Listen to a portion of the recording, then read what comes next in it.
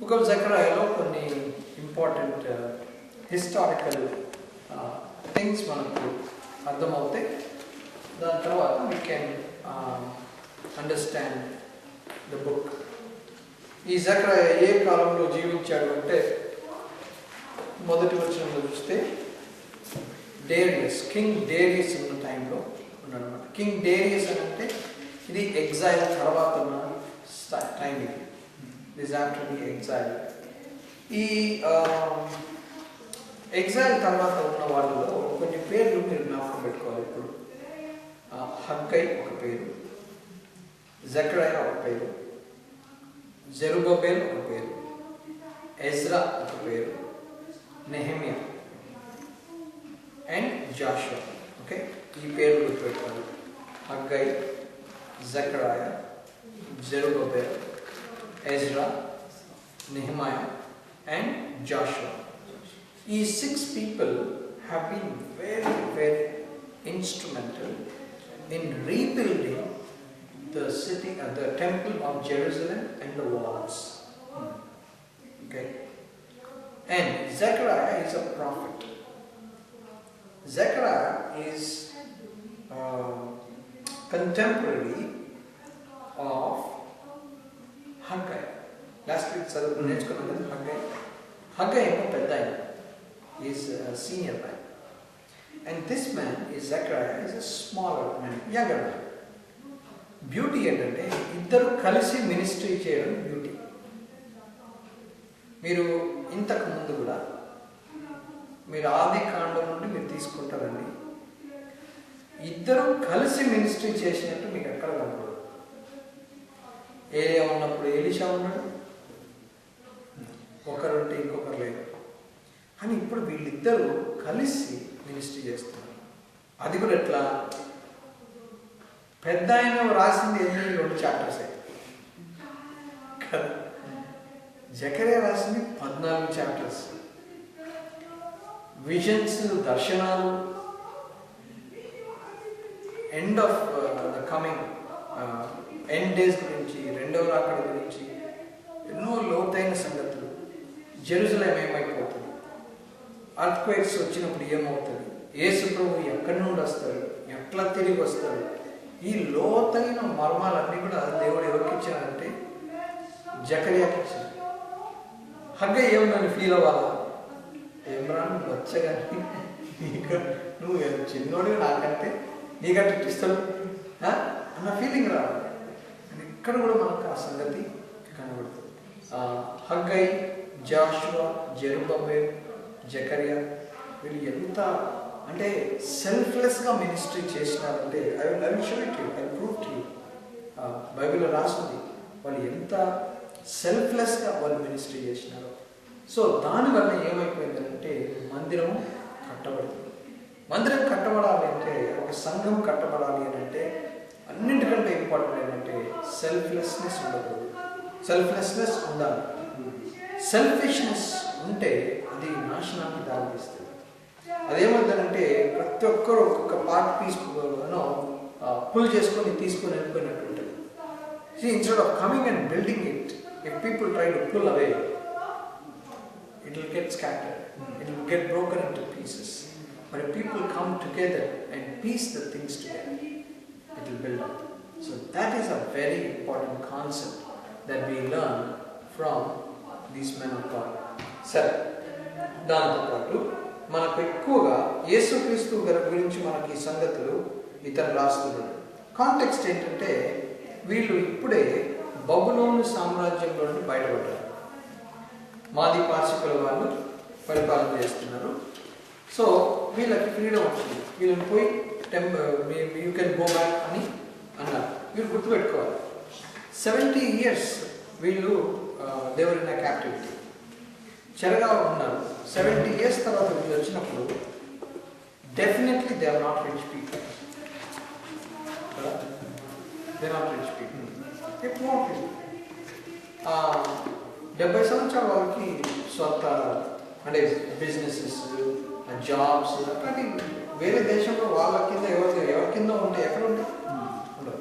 కానీ వీళ్ళు ఏం చేశారంటే they came back they came back to Jerusalem because of the promise that God gave to them. కానీ ఒక సంగతి మనకేం కనపడుతుందంటే, చూడండి, దేవుడు వీళ్ళ పట్ల చూపించిన ప్రేమ ఎట్లాంటిదంటే, వీళ్ళు తప్పులు అంటే వీళ్ళు క్యాప్టివ్గా ఉన్నప్పుడు దానికంటే ముందు దేవుడు ఎట్లా ప్రేమించేవారు, క్యాప్టివిటీ తర్వాత కూడా వాళ్ళని ఎట్లా ప్రేమించినాడు. ఎవరిని?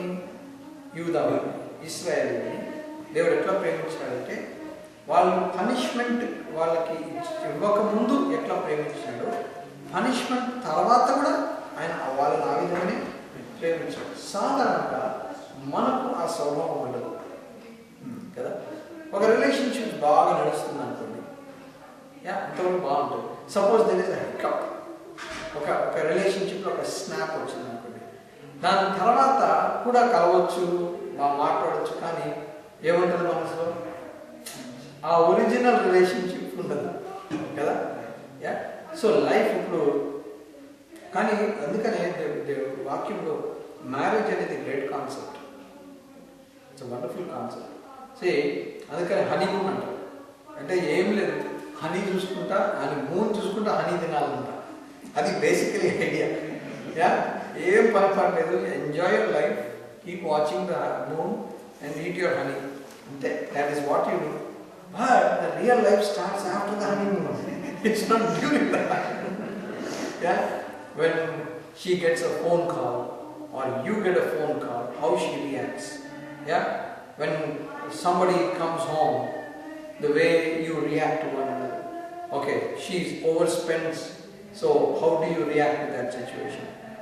పని చెప్పినాము చేయలేదు, అప్పుడు ఎట్లా రియాక్ట్ అవుతాం? లేదంటే వంట చేయడం రాదు, అప్పుడు ఎట్లా డీల్ చేస్తాం? సో ఇవన్నీ ఏంటంటే there are process. So initial అంత బాగానే ఉంటుంది. లాస్ట్కి చాలా మంది ఏమంటారంటే, I never thought your like this అంటే, ముందే తెలిసింటే అంటే, అరే life is like that. That is how people are. Can you show me perfect man anywhere? Can you show a perfect woman? No, we all have our own faults. కానీ మనం ఏం చేస్తామంటే, we become judgmental and we want the other person to be right when we are not right. You get it? So ఇక్కడ దేవుడు ఏం చూపిస్తున్నాడంటే, మీరు punishment తీసుకున్నా I still love you అంటారు. ఇప్పుడు రీహాబిలిటేషన్ అని అంటారు, చూసారా? యూఎస్లో చాలా పాపులర్ వర్డ్ కదా, రీహాబ్ అని అంటారు. అంటే this fellow is gone to jail. వాడు జైలు వచ్చాడు. ఒకరు వచ్చి నీ పక్కన కూర్చున్నాడు అనుకోండి, మాట్లాడుతున్నాడు, ఏమి ఎట్లా ఉంది, ఎవరు నువ్వు, ఏంటి సంగతి ఇది అంటే, ఇదిగో ఇప్పుడే జైలు నుండి వచ్చినాను ఇప్పుడే జైలు నుండి బయటకు వచ్చిన, ఇదే పలానా చేసినాను, ఇప్పుడే బయటకు వచ్చినా అని అనుకోండి. మనం నెక్స్ట్ టైం కలిస్తే మన ఇంటికి రాయిస్తాం. అసలు అమ్మో వీడు జైలు పోయి వచ్చిండ్రా అన్నట్టు. దేవుడు అట్లా కాదు. వాళ్ళు పనిష్మెంట్ తీసుకున్నా, పనిష్మెంట్కి ముందు ఎట్లా ప్రేమించినాడు, పనిష్మెంట్ తర్వాత కూడా అట్లే ప్రేమించాడు. కాబట్టి వీళ్ళని ఏం చేస్తారంటే, అరే నాన్న మీకు టెంపుల్ లేదు కదా, మీరు టెంపుల్ కట్టిస్తాం అలా, రండి, కమ్ లెట్స్ గో అంటే ఎట్లా చేస్తున్నాడు అంటే, దేవుడు అసలు ఇంతకుముందు మేము ఏదో తప్పు చేసినామా లేదా అన్న ఫీలింగ్ మనకు ఇస్తున్నాడు. ఎంత బాగుంటుంది కదా ఇట్లా మనకి. No I don't judge you, I don't know worry. నా లైఫ్లో అట్లాంటి వాళ్ళు వచ్చారండి. I've seen people in my life. I went through a situation. Etlante, man, it was so difficult to talk to anybody. I lost all my friends in one night. For no mistake of mine. Asalu, terrible situation anamata. Then I went to one person. I said, see, this is what I'm going through right now. You know what that person said? I don't care. I don't care. I played George Thomas. I can never forget that man.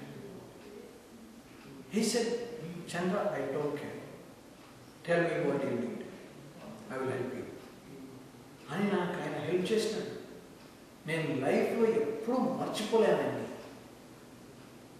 You know, when we are being accused, అప్పుడు మన తోటి వచ్చి నిలబడ్డామని మనం ఎప్పుడు మర్చిపోలేము కదా.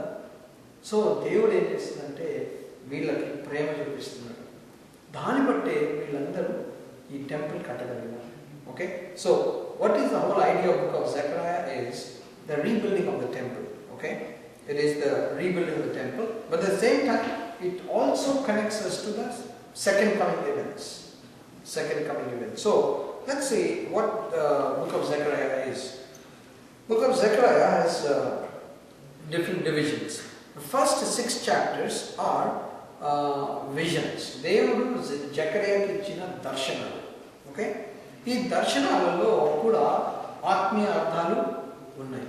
So what we will do today is we'll complete, if possible, we'll finish the visions up to chapter 6. There are 8 visions. We'll try to finish, wrap up. Okay, right. Look at Zechariah chapter 1, verse 3 చూడండి. కాబట్టి నీవు వారితో ఇట్లనము, సైన్యములకు అధిపతి యెహోవా సెలవిచ్చినదేమనగా, మీరు నా తట్టు తిరిగిన ఎడల నేను మీ తట్టు తిరుగుదునని. ఎంత మంచి మాట కదా. మీరు నా తట్టు తిరిగిన ఎడల నేను మీ తట్టు తిరుగుదును. Turn from your evil ways and your evil practices. Yeah, return to me and I will return to you. మీరు నా వైపు తిరగండి, నేను మీ వైపు తిరుగుతాను అంటున్నాను. సో దేవుడు ఇక్కడ ఏమంటున్నాడంటే, నా 6వ వచనం చూడండి. అయినను నా సేవకులైన ప్రవక్తలకు నేను సెలవిచ్చిన మాటలను కట్టడలను మీ పితరుల విషయంలో నెరవేరలేదా? నెరవేరగా వారు తిరిగి మా ప్రవర్తనను బట్టి క్రియలను బట్టి యెహోవా మనకు, అయినను నా సేవకులైన ప్రవక్తలకు నేను సెలవిచ్చిన మాటలను కట్టడలను మీ పితరుల విషయంలో నెరవేరలేదా? నా మాట మీ పితరుల విషయంలో నెరవేరింది. సో ఇక్కడ దేవుడు ఏం చెప్తున్నాడంటే, ఇక్కడ ఇంగ్లీష్లో NIVలో బాగుంటుంది. But did not my words and my decrees which I commanded my servants the prophets overtake your forefathers? What does it mean? My word has stood. My word has stood. Where are your forefathers uttered? Yeah? Verse 5 చదవండి. మీరు మీ పితరుల వంటి వారై ఉండవద్దు. పూర్వీకులైన ప్రవక్తలు సైన్యములకు అధిపతి యెహోవా సెలవిచ్చినదేమనగా, మీ దుర్మార్గతను మీ దుష్క్రియలను మాని తిరుగుడని వారికి ప్రకటించినను వారు వినకపోయేది, నా మాట ఆలకించకపోయేది. ఇక్కడ దేవుడు ఏమంటాడంటే, you have to return to him. See, this is a biblical principle. Before you build the temple, you must first clean yourself. Before you build the temple, you must be cleansed of your sin. That's very important. Before you ministry chese mundu, you must be saved. Before you want to take part in the ministry, you must be a saved man. So ikkada evantadu, before you build the temple, you must be clean. So ikkada my words are important. See,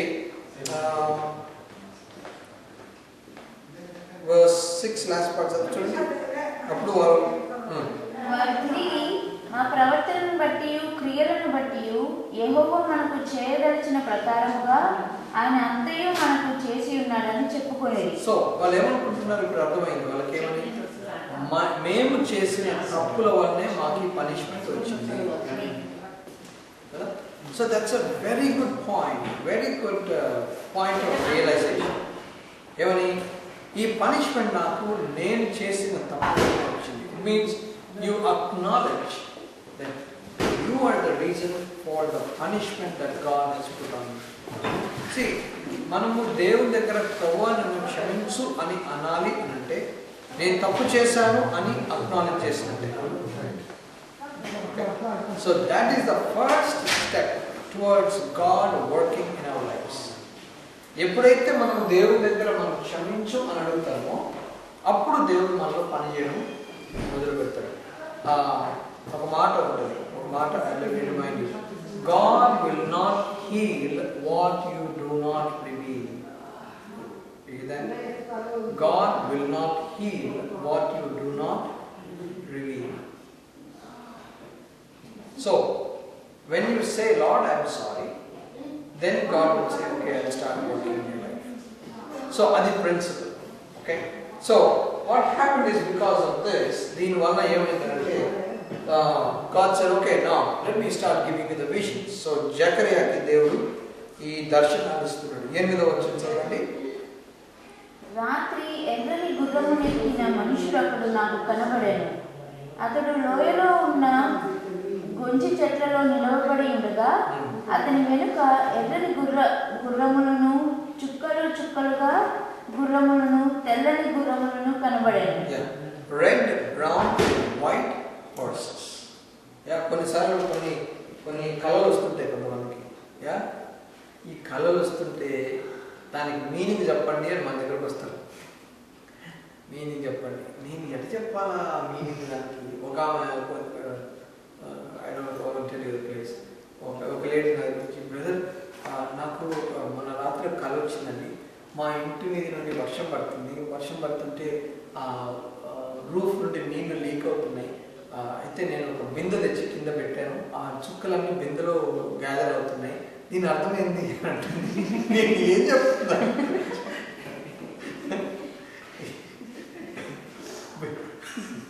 roof leak. నేను అన్నాను, మీరు అట్లాంటి ఏదో మీకు గుర్తొచ్చింటుంది, లేదంటే ఎక్కడో చూసుంటారు, లేదంటే ఏదో సీన్ ఏదో అక్కడ చూసుంటారు, అందుకని అదన్నీ ఏదో వచ్చింటుంది. See, every time there need not be a spiritual implication. Okay? కొన్నిసార్లు it might just come like that, you know. So, ఆమె అనుకుంటుంది, రూఫ్ లీక్ అవుతుంది, కింద బిందె పెట్టాను. సో దాని అర్థం ఏంటంటుంది, కొంతమంది ఏం చేస్తారంటే మంచి మసాలా దొరికిందని దాన్ని తీసుకొని ఒక స్టోరీ అల్లేసి మొత్తం మాయ చేసేస్తుంటారు. So I said okay, I don't know sister, I don't no.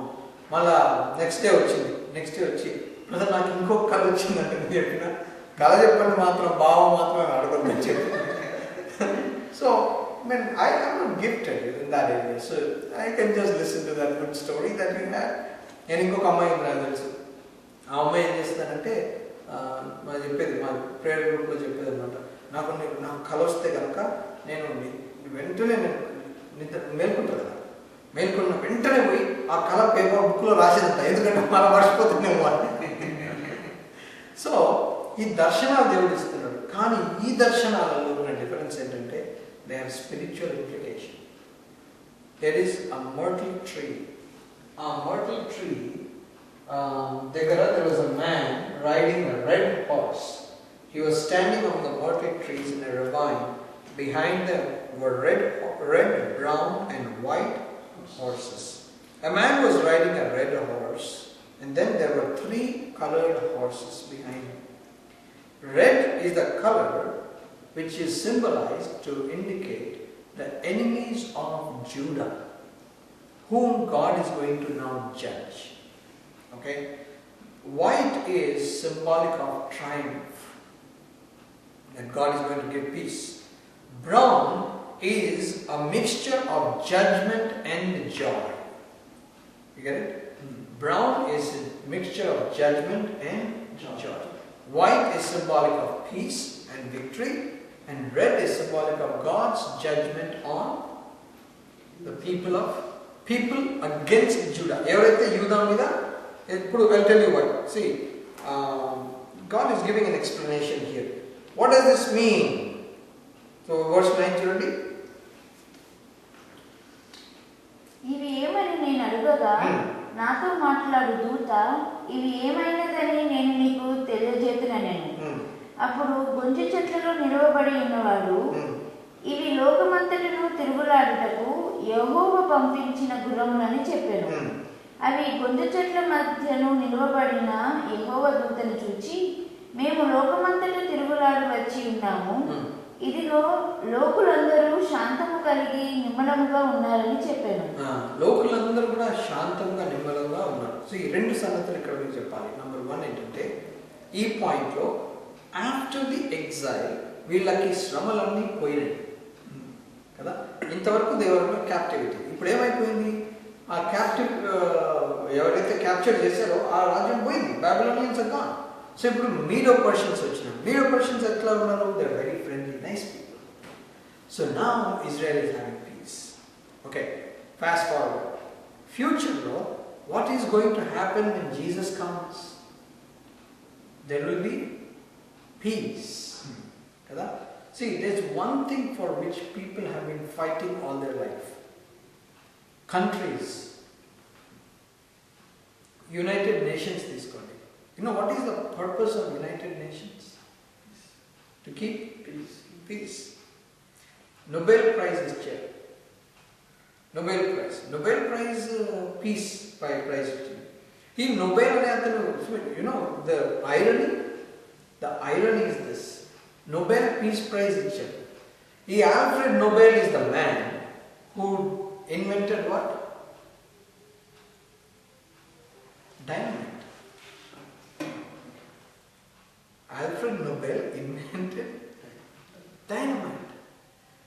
Dynamite invent చేసినోడిని how can you give a peace prize on his name? కదా, ఎంత వింత కదా. పీస్ ప్రైజ్ ఎవరు శాంతంగా ఉన్నవాడి పేరు మీద ఇవ్వాలి. వీడికి చాలా లైఫ్ అప్ అండ్ డౌన్ ఉన్నది తెలుసా. Alfred nobles life you should study. ఎట్లా? ఇట్స్ లైక్ ఎ సీసా. వీడికి పండగ ఎప్పుడు తెలుసా? ఇక పండగ ఎప్పుడు అంటే యుద్ధం జరిగినప్పుడు.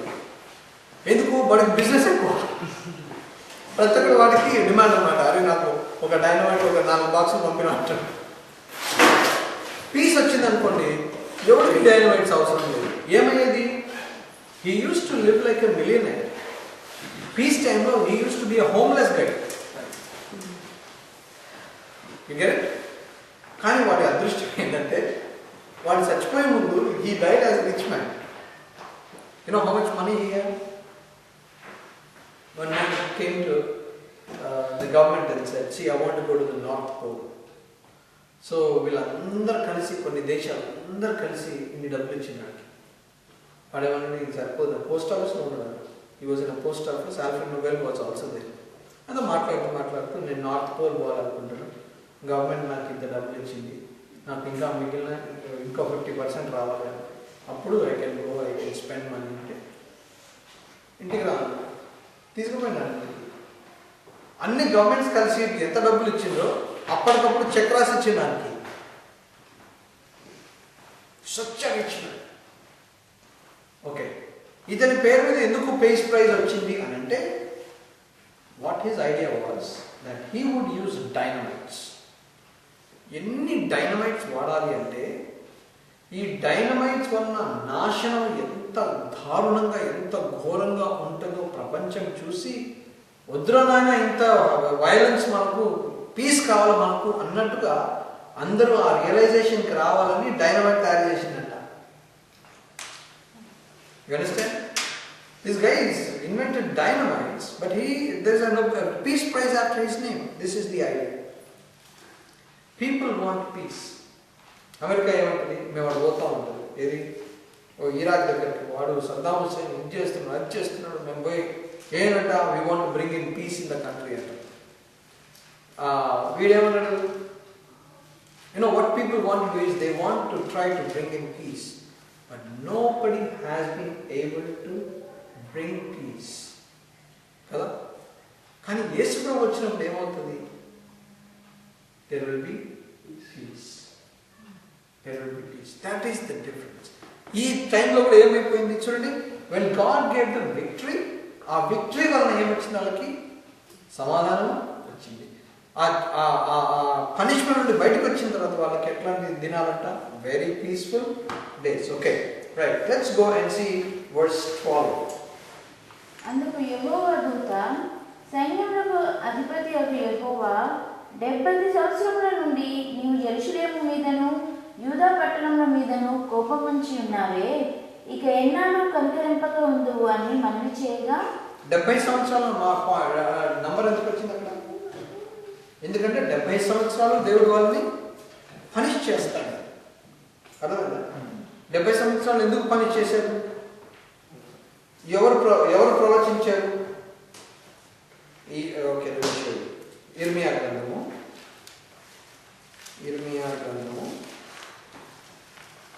29వ అధ్యాయం 10వ వచనం.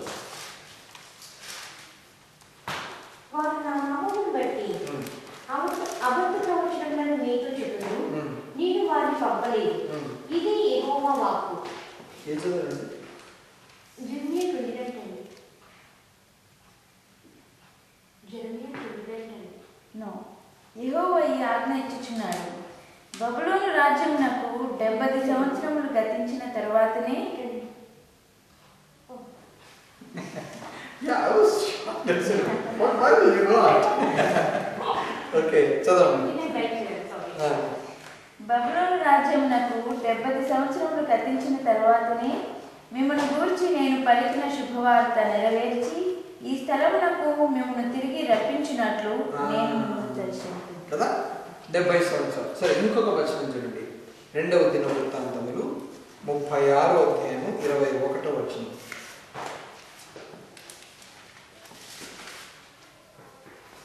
ఇజ్రాయేలు ద్వారా పలుకబడిన యెహోవా మాట నెరవేర్చుటకై విశ్రాంతి దినములను దేశము అనుభవించే వరకు ఇది సంభవించింది. విశ్రాంతి దినములు దేశము అనుభవించు వరకు ఇది సంభవించును.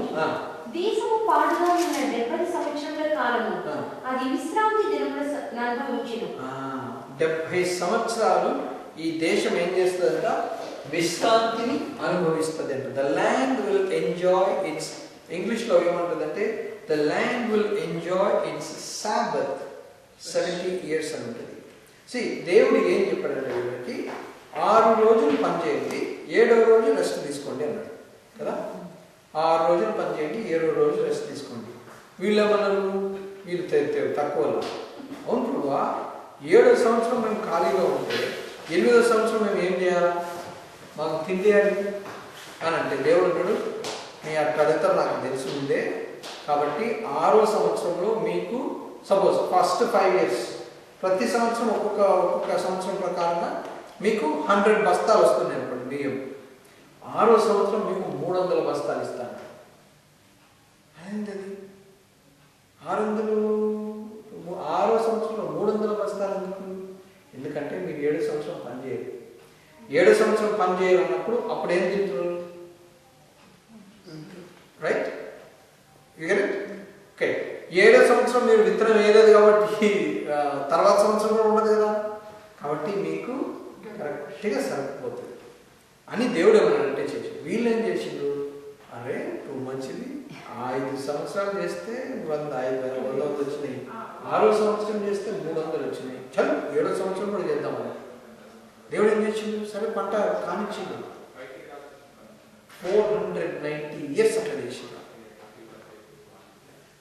ఓకే, సో దేవుడు ఏం చేసిన ఆ టైంకి, మరి మీరు చెప్తే ఇవ్వలే కదా, 490 years, ప్రతి 6 సంవత్సరాలకి 1 సంవత్సరం కదా, సో 7 years. సో 490/7 70 years మీరు రెస్ట్ చేయలేదు కాబట్టి నేను ఇస్తా రెస్ట్ అని దేవుడు ఏం చేసిందంటే వాళ్ళని తీసుకుపోయి పనిష్మెంట్ ఇప్పించింది. అప్పుడు ఏమైపోయింది? Nobody could till the land కదా. So 70 years time settle.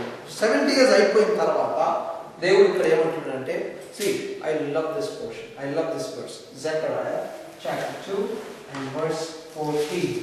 Oh, sorry, 1:14. కాబట్టి నాతో మాట్లాడుచున్న దూత నాతో ఇట్లా నీవు ప్రకటన చేయవలసినది ఏమనగా, సైన్యములకు అధిపతి యొక్క యెహోవా ఇలాగ సెలవిచ్చుచున్నాడు, నేను యెరూషలేము విషయంలోను సీయోను విషయంలోను అధికాసక్తి కలిగి ఉన్నాను. నేను యెరూషలేము విషయము సీయోను విషయము అధిక ఆసక్తి. God is very excited about Jerusalem and Zion కదా. జెరూసలేం అండ్ జయన్ అంటే సంఘానికి గుర్తు. దేవుడు ఏమంటాడంటే I'm excited about my church. అంటే సంఘం అంటే మీరు నేనే. అదే దేవుడు ఏమంటాడు, ఐఎమ్ ఎక్సైటెడ్. ఇంగ్లీష్లో బాగుంది, I'm very jealous for my children అంటే that's the meaning there. Jealous for Jerusalem and Zion అంటాడు. I am very jealous for them. అంటే jealousy అంటే అర్థం ఏంటి? Jealousy అంటే అక్కడ అది that's what I wanted to confirm. ఇప్పుడు అది Z కాదు అది. That's not Z, that is J. That's not Z, that is J. J ki Z ki difference ఏంటి? You have a zeal. యెహోవా మందిరం గురించిన ఆసక్తి నన్ను భక్షించుతున్నది అన్న మాట ఉంది. యా, జీల్ అనేది అది. జెలస్ అంటే అర్థం ఏంటి? What you mean by feeling J? Big J అంటారు కదా. What is J? If you talk to somebody లోపల జే వచ్చేస్తుంటుంది. ఎందుకన్నమాట? No, I don't want it to talk to anyone. Yeah, you are mine. You are mine. So దేవుడు ఏమంటున్నాడు? మన పట్ల అట్లాంటి ఫీలింగ్స్ దేవుడు చూపిస్తుంది. Get it? God says, I am jealous for my. కదా కొంతమంది అంటారు, suddenly they'll come and ask you, ఎందుకు మాట్లాడినావు వాళ్ళతోటి? Why did you add that person in friend? Your wife, you know, you see somebody you added there and your wife goes through, who is this? Why did you add? Mala question, did you send or did they send another? ఎందుకన్నమాట? What that meaning is, you are mine. I love you so much. I want to belong to you. I will belong to you. There should be nobody between our relationship. You get the point? దేవుడు అట్లాంటి relationship పెట్టుకోవాలి. తర్వాత దాని తర్వాత ఏమంటాడు చదవమా? నిమ్మలముగా ఉన్న అన్యజనుల మీద నేను బహుగా కోపించుచున్నాను. ఏలయనగా నేను కొంచెం కోపపడగా కీడు చేయవలనన్న తాత్పర్యముతో వారు సహాయులయ్యి. ఏమంటాడు? నేను నా బిడ్డల మీద నేను కోపడ్డా. ఇది ఎట్లుంటుంది అంటే, let me give an example. Suppose Shashidhar ఏమో షైనింగ్ ఏదో విషయంలో వచ్చి కోపడుతున్నాడు అనుకో. వాళ్ళు ఆయన ఏదో బిడ్డను సరి చేయడానికి కోపడుతున్నాడు. అంటే పక్కన కొట్టు కొట్టు, లేదంటే మనం పోయి నువ్వు కొడతావు, నేను కొడతాను, కొట్టు కొట్టిన అనుకోండి. అప్పుడు ఫాదర్కి ఎట్లా అనిపిస్తుంది? రైట్, నేను ఏదో నా బిడ్డను సరి చేసుకోవడానికి నేను చేస్తుంటాను, నువ్వు ఎవరో కొట్టడానికి. That is what the feeling God is telling. నా పిల్లల్ని నేను శిక్షించుకుంటాను, నువ్వెవర్రా అని దేవుడు అన్యజనుల మీద, ఈ వేరే కంట్రీస్ వారి మీద God is trying to show his anger. అక్కడ బ్యూటిఫుల్ లాంగ్వేజ్, అది తెలుగులో మొత్తం జిలేబీ సర్కిల్ అవుతుంది. మొత్తం difficult language, make it simple here. ఇదేమంటాడంటే, I was only a little angry but they added to the calamity అంటారు. I was angry. I was a little angry with my children. But they, ఎవరు? The other people. See, గుర్తుపెట్టుకోండి, దేవుని పిల్లల పట్ల దేవుడు ఎంతైతే ప్రేమ చూపిస్తాడో, దేవుని పిల్లల్ని పడేయాలని శత్రువు అంతగానే వెయిట్ చేస్తుంటాడు కదా. దేవుడు మన పట్ల ఎంత మనల్ని ప్రొటెక్ట్ చేయాలనుకుంటాడో, ఎనిమి అంత మనకు ప్రాబ్లం క్రియేట్ చేయాలని ట్రై చేస్తాడు. దేవుడు ఇక్కడ ఏమంటున్నాడు? I was a little angry but you added the calamity. కాబట్టి God says, verse 16. కాబట్టి యెహోవా సెలవిచ్చినదేమనగా, వాత్సల్యం గలవాడనే నేను యెరూషలేము తట్టు తిరిగి ఉన్నాను, అందులో నా మందిరము కట్టబడును. యెరూషలేము మీద శిల్పకారులు నూలు సాగలాగుదురు. ఇదే సైన్యములకు అధిపతి యెహోవా వాక్కు. నీవు ఇంకనూ ప్రకటన చేయవలసిందేమనగా, ఇక నా పట్టణములు భాగ్యములతో మరి ఎక్కువగా నింపబడును. ఎంత లాంగ్వేజ్ చేసిందా? నా పట్టణంలో భాగ్యం నింపబడుతుంది. అంటే I'm going to give peace in my cities. దేవుడు అంటున్నాడు, నేను మీ వైపు తిరిగానయ్యా అంటాడు కదా. And God is saying your days of trouble are gone. నాకు భలే ఇష్టం ఈ మాట. చూడండి, యెషయా గ్రంథము 60వ అధ్యాయము, యెషయా గ్రంథము 60వ అధ్యాయము 20వ వచనం చూడండి, ఆఖరి భాగం. యెహోవాయే నీకు నిత్యమైన వెలుగుగా ఉండును, నీ దుఃఖ దినములు సమాప్తములగును. కదా, నీ దుఃఖ దినములు సమాప్తములు, నీ దుఃఖ దినములు సమాప్తమవును. అంటే నువ్వు పడిన కష్టాలు, నువ్వు పడిన ఆ యాతన, ఆ బాధ, అవమానం, అవన్నీ కూడా they are coming to end. బా, ఎంత సంతోషం వేస్తుంది కదా when you know that your days of sorrow will end. That's something that we all look for. దేవుడు ఏమంటున్నాడు, నా బిడ్డలకి now there is a time coming when their sorrow will end. Okay, that is the first vision. What is the first vision? So ఇవన్నీ ఏంటన్నమాట ఇవి? What do you think these are? These is the interpretation of the three horses. Red, brown and white. Red అంటే the enemies of Israel will be judged. White అన్నప్పుడు peace అనేది. Brown అంటే is judgment and joy. Okay, judgment వచ్చినందుకు joy. So first vision. Second vision, chapter 1 and verse 18. చూడండి.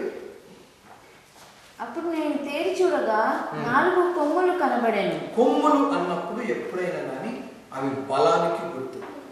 కొమ్ములు ఎప్పుడైనా కానీ kingdoms కి గుర్తు. Okay, mountain is symbolic of Kingdom. Horns is also symbolic of power.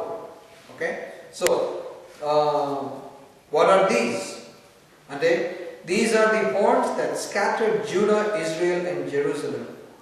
Then the Lord showed me 4 craftsmen. I asked, what are these to do? Yeah, what are these people to do? These are the horns.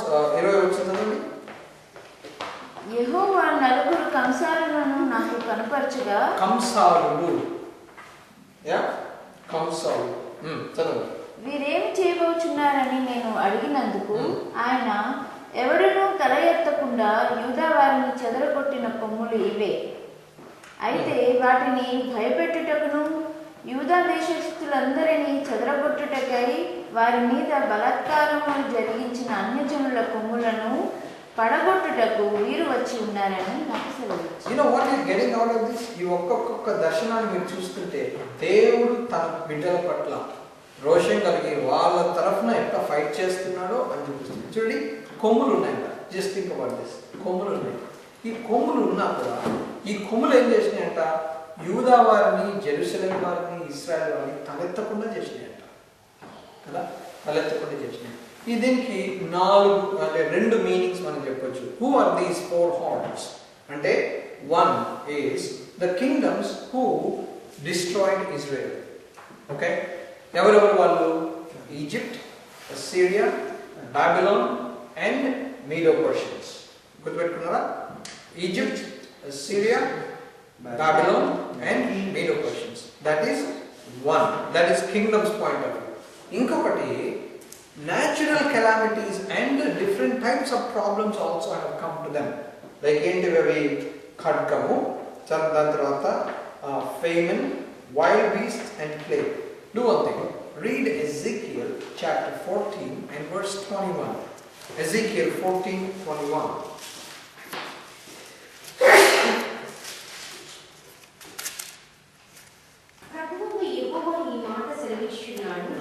మనుషులను పశువులను నిర్మూలన చేయవలని నేను ఖడ్గము చేతను క్షామము చేతను.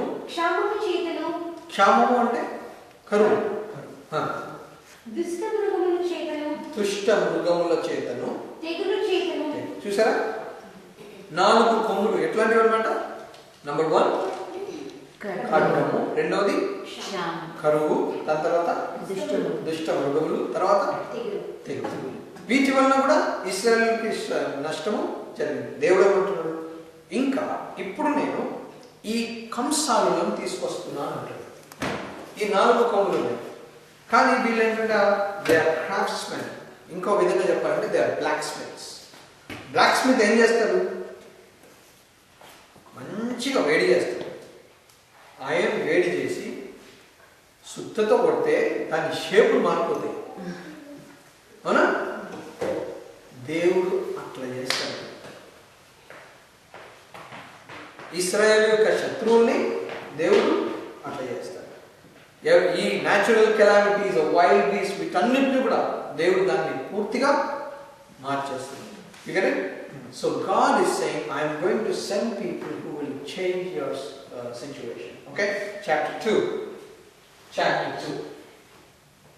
దీంట్లో there was one man who had a measuring stick around.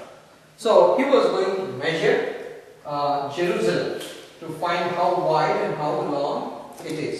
3వ వచనం చదవండి. అంతటా నాతో మాట్లాడుచున్న దూత బయలుదేరగా మరి ఒక దూత అతనిని ఎదుర్కొని వచ్చింది. 2వ దూత పరుగెత్తిపోయి యెరూషలేములో మనుషులను పశువులను విస్తారమైనందున అది ప్రాకారములు లేని మైదానముగా నుండునని ఈ యవనునికి తెలియజేయమని మొదటి దూతకు ఆజ్ఞ ఇచ్చింది. ఏమని? Jerusalem will be a city without walls. అంటే ఎందుకని? Why will it be a city without walls? జనము ఎంత ఎక్కువ, because of the great number of men and livestock in it. చూడండి, you have to think about this. ఇప్పుడే వీళ్ళు చెరలో నుండి బయటకు వచ్చినారు. ఎంతమంది ఉన్నారు వీళ్ళు? వెరీ ఫ్యూ కదా, వెరీ ఫ్యూ. వీళ్ళు ఏమనుకుంటున్నారు? మనం ఇంత చిన్న గ్రూప్, మనం ఏం చేస్తాం కదా. See, let me talk about Jersey City group here. మనం చూడడానికి ఎంతమంది? Very few people. బయటకి మనం ఏదన్నా చూడడానికి, how do you think we are? Very small, very negligible. Yeah, but people who have come to this group, yeah, see, Srikanth and Kranti and Hasita, they came. I met them last year. December 31st రోజు they got the information. They came there. They met me. దాని తర్వాత గాయపడిపోయారు. But somehow 3 months ago they came. Yeah, I was so happy when Srikanth came and prayed the other day. What is that? Growth. That's a sign. ముందు ప్రార్థన చేశాడు కదా. Yeah? Yes. I know. And now it's growing. That's a joy. అదేంటి? See, మన small group అయినా కానీ, what are we doing? We are impacting the spiritual life of a family. ఇప్పుడు చూసిండ్రు, I'm telling you openly. I don't, this is for the glory of God. మీకు గుర్తుందా? When Srikanth and Kranti came, హసితాని పట్టుకోవడం కష్టమైంది. Now see, she's such a well-behaved child. Now the parents say, no, this is prayer. You should not do that. అది ఎట్లా వచ్చింది? మెల్లమెల్లగా దేవుని భయం. అరే ఇది దేవుని సన్నిధి. ఎట్లుంది? బేస్మెంట్. మావాడు అంటుంటాడు, ఎక్కడ పోతున్నావు డాడీ అంటే, ఓ బేస్మెంట్ చర్చ్ కాదు. You know what he says now? I want to come to that basement church. I want to come to that basement church. అసలు అక్క ఈరోజు సడన్లీ వచ్చి she said, I want to celebrate my birthday అన్నది. Tuesday is our birthday. నేను last week cake cut చేసినప్పుడు మర్చిపోయినా అంటే, అరే అవును కదా మర్చిపోయినాను. See, she wants to come here and say, I want to celebrate with a small group of people. You know why? Because we love one another. That is the most important thing. కాబట్టి దానివల్ల ఏంటి? Though we are small people, do we have to worry about it? No.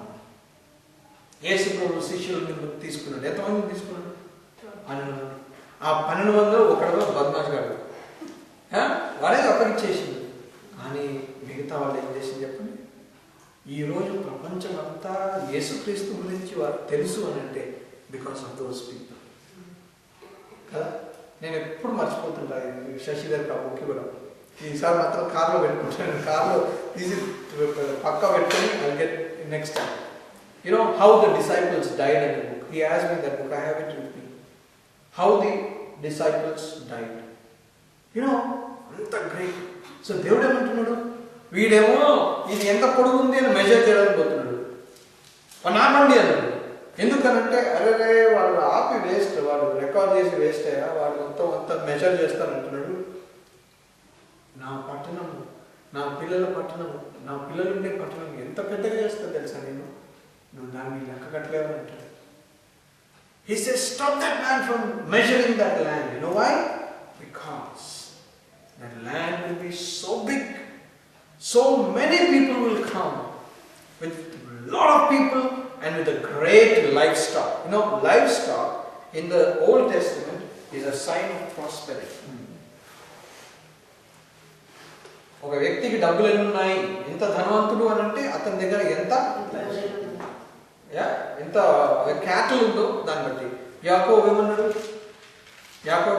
చూడండి ఒక మాట చూపిద్దాం. Genesis 32 ఆదికాండము 32 10వ చూడండి. నీవు నీ సేవకునికి చేసిన సమస్తమైన ఉపకారములకు సమస్త సత్యములకు అపాత్రుడను. ఎట్లనగా నా చేతికలతో మాత్రమే ఈ యోర్దాను దాటితిని. 20 సంవత్సరాల కిందట ఈ చేతి కర్రతోనే నేను దాటినాను, ఇప్పుడైతే నేను 2 గుంపులు అయితే 2 గుంపులు, 4 భార్యలు,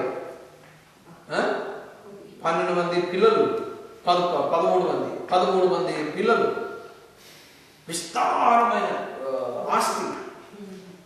ఎంత ఆస్తి అంటే వాళ్ళన్నీ ఎదురుకు వస్తే వాళ్ళ భయానికి రే కొద్దిగా దాంట్లో తీసి మా అన్నకి ఇచ్చేది రానున్నాడు. అయినా ఆయన తరగలేదన్నమాట. పోయి ఈ దగ్గర ఏమీ లేదు, పోయి వాళ్ళ మామ దగ్గర పని చేస్తుంటే వాళ్ళ మామ అసూయపడి నాకంటే పెద్దోడు అవుతుంది, నాకంటే ఎక్కువ అవుతుంది ఆస్తి. కాబట్టి వాళ్ళకి అసూయ వచ్చేసింది అన్నమాట. కాబట్టి ఒక దగ్గర అంటాడు నా బ్యూటిఫుల్, ఇది I usually speak in the pastors conference about this, but it's a powerful verse. ఒక దగ్గర ఏమంటాడంటే look at this 31 41 ఇది వరకు నీ ఇంటిలో 20 ఇండ్లు ఉండేది. నీ ఇద్దరి కుమార్తెల నిమిత్తము 14 ఇండ్లను, నీ మంద నిమిత్తము 6 ఇండ్లను నీకు కొలువు చేసింది. అయినను నీవు నా జీతము 10 మార్లు మార్చుతుంది. 20 సంవత్సరాలు జీతం 10 సార్లు మారిస్తే ఎవడన్నా ఎంప్లాయీ ఉంటాడండి, వేరే కన్సల్టెన్సీ చూసుకుంటాడు. అది తగ్గనే పోయింది. అది కూతురు ఇచ్చినా కదా అంటాడు, నువ్వు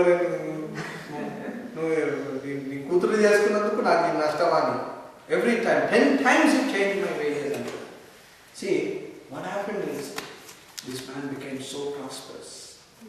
కదా, ఎంత పవర్ఫుల్ స్టేట్మెంట్ కదా. 20 years బ్యాక్ నేను వచ్చినప్పుడు కర్రతోనే వచ్చిన, ఒకటే కర్ర ఉంది నా దగ్గర. పండుకోవడానికి నిద్రపోవడానికి తలగడి కూడా లేదు. ఏం తీసుకున్నాడు, ఒక స్టోన్ తీసుకున్నాడు, ఒక రాయి తీసుకొని నేను నిద్రపోయాడు. అట్లాంటి పైన దుప్పటి కూడా లేదు నిద్రపోవడానికి రాత్రి కూడా. Can you imagine that? ఆ వ్యక్తి 20 years తర్వాత ఇప్పుడు దేవుడు ప్రభా I not worthy of all this. ఒకప్పుడు నేను ఒక కర్రతోనే వచ్చినాను ఆయన, ఈరోజు అయితే ఐ బికమ్ 2 cabs. దేవుడు తన పిల్లల్ని అట్లా ఆశీర్వదిస్తాడు. You get it? God will bless his children like that. కాబట్టి 5వ వచనం చదవండి. 2:5 నేను దాని చుట్టూ అగ్ని ప్రాకారముగా ఉందును, నేను దాని మధ్యను నివాసినై మహిమకు కారణముగా ఉందును. 2 మాటలు గుర్తుపెట్టుకోవాలి. ఒకటి ఏంటంటే I will be a wall of fire. Wall of fire. ఈ వాల్ ఆఫ్ ఫైర్ అంటే అర్థం ఏంటి? ఇప్పుడు మనం ఉన్నామండి, మన చుట్టూ ఒక వాల్ ఆఫ్ ఫైర్ ఉందనుకో, చుట్టూ గోడలు లేవు, వాల్ ఆఫ్ ఫైర్ ఉందనుకోండి, మనకు ప్రొటెక్షన్, మనకు వెలుగు. బయట ఎవరన్నా రావాలంటే ఏం చేయాలి?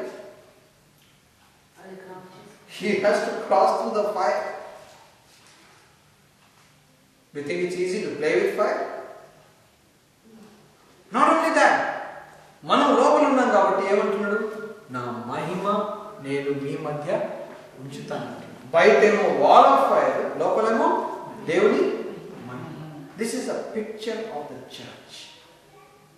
This is how the church is. So let's ask this question.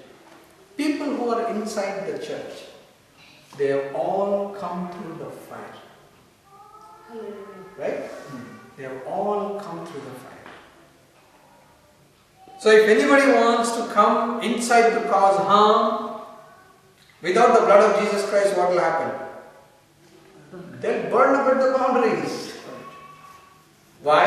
Because God is our protection. God is our fire. He is a wall of fire. Right? దేవుడు ఏమంటున్నాడు చూడండి, 6వ వచనం చదవండి. ఉత్తర దేశంలో ఉన్నవారులారా తప్పించుకొని రండి. ఆకాశపు 4 వాయువులంత విశాలముగా నేను మిమ్మల్ని వ్యాపింపజేసి ఉన్నాను. చదవండి. బబులోను దేశంలో నివాసి వగు సియోను, అచ్చటి నుండి తప్పించుకొని పోము. చూడండి, ఒక మాట మీరు జ్ఞాపకం చేస్తాను మీకు. పట్టుకొని లాక్కొని రావట్లేదు దేవుడు. ఏమంటున్నాడు? మీరు రండి అంటున్నాడు. So what is God doing? He is giving a call for people to respond. చూసారా? ఇప్పుడు పట్టుకొని లాక్కొని తీసుకోవడం వేరు. హీ సేస్ కమ్ అవుట్ అంటున్నాడు, మీరు వచ్చేయండి అంటారు. What is God doing? He is only saying things. Who has to respond? The people have to respond కదా. అందుకనే ఇప్పుడు రెవల్యూషన్ 3:20 ఏమంటాడు? ఇదిగో నేను తలుపునంత నుండి నిలుచుండి తట్టుచున్నాను అంటాడు కదా. తట్టుచున్నాను అంటాడు. ఎందుకు? ఆయన don't you think God has the power to open a door? John chapter 20లో వాళ్ళు భయానికి తలుపును గడేసుకొని లోపల భయానికి లోపల ఉంటే దేవుడు చేసుకుని దేవుడు లోపలికి వచ్చేసినాడు. ఇక వచ్చిన అనుకుంటాడు. రైట్? అట్లాంటి దేవుడు can't he open the door himself? He won't. He is a gentleman. He wants you to respond. He'll knock the door. You don't open the door, he'll walk away. But you open the door, మీరు వచ్చి వాళ్ళతో కూర్చొని వాళ్ళతో భోజనం చేస్తున్నారు. So ఇక్కడ దేవుడు ఏమంటున్నాడంటే మీరు రండి అని అంటాడు. మీరు రండి. రైట్. వర్స్ 8 చూడండి. మిమ్మును ముట్టినవాడు తన కనుగుడ్డును ముట్టిన వాడని ఎంచి. చూసారా? మిమ్మల్ని ముట్టినవాడు తన కనుగుడ్డును. See, in the whole body, think about this. The most protected part of the body is the eye.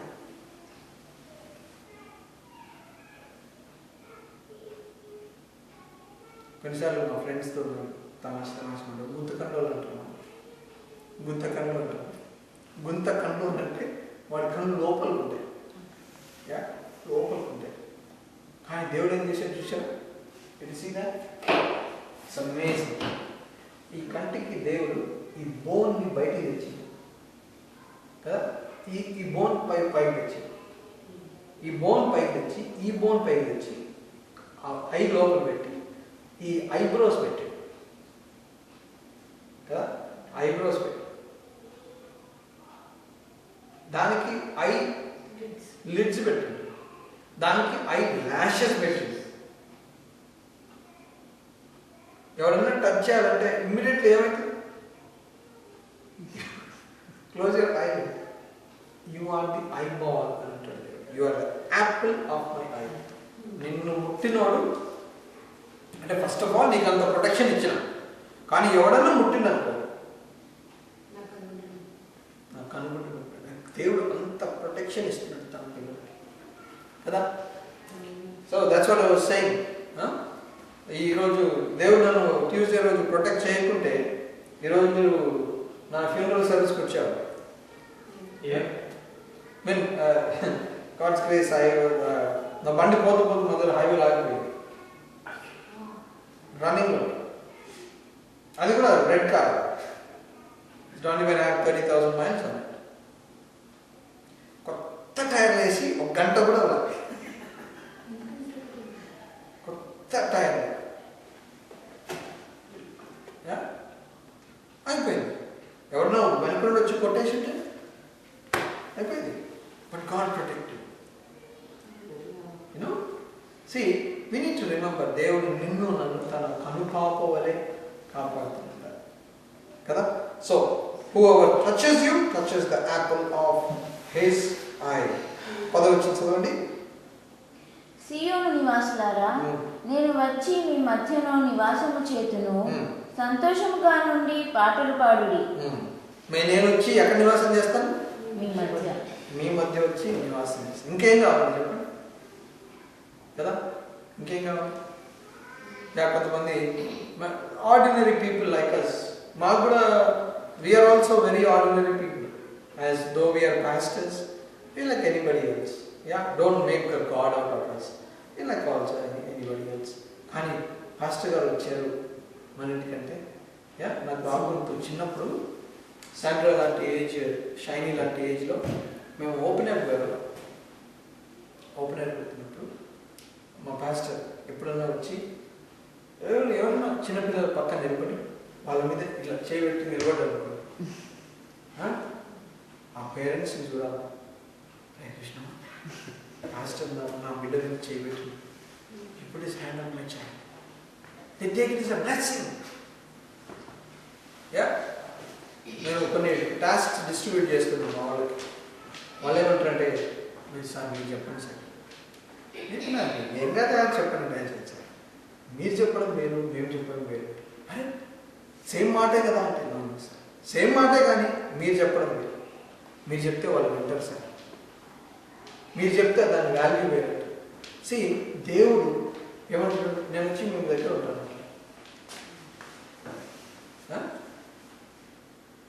దేవుడు వచ్చి నేను మీ ఇంట్లో ఉంటానంటే ఎట్లుంటది?